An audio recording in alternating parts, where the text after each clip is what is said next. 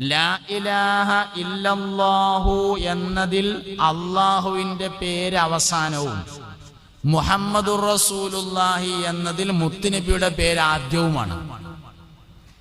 ലാ ഇലാഹ ഇല്ലല്ലാഹു എന്നുള്ളതിൽ അള്ളാഹുവിന്റെ ഇസ്മ അവസാനത്തിലാണ്. മുഹമ്മദുർ റസൂലുള്ളാഹി എന്നതിൽ നബി തങ്ങളുടെ ഇസ്മ ആദ്യത്തിലാണ്. എന്തുകൊണ്ട്? അതിനെ മുഫസ്സിരീങ്ങൾ ചർച്ച ചെയ്യുമ്പോൾ പറയുന്നുണ്ട്, അള്ളാഹുവിന്റെ ഇസ്മും നബി തങ്ങളുടെ ഇസ്മും തമ്മിൽ അടുപ്പിക്കാനാണ് ഒന്ന് അവസാനത്തേക്കും ഒന്നാദ്യത്തിലേക്കും കൊണ്ടുവന്നത്. അള്ളാഹു ലാ ഇലാഹ എന്നും പറഞ്ഞാൽ അർത്ഥം ശരി തന്നെയാണ്. പിന്നെ എന്തുകൊണ്ട് ലാ ഇലാഹ ഇല്ലല്ലാഹു നിങ്ങളുടെ അവസാനത്തേക്കാക്കി?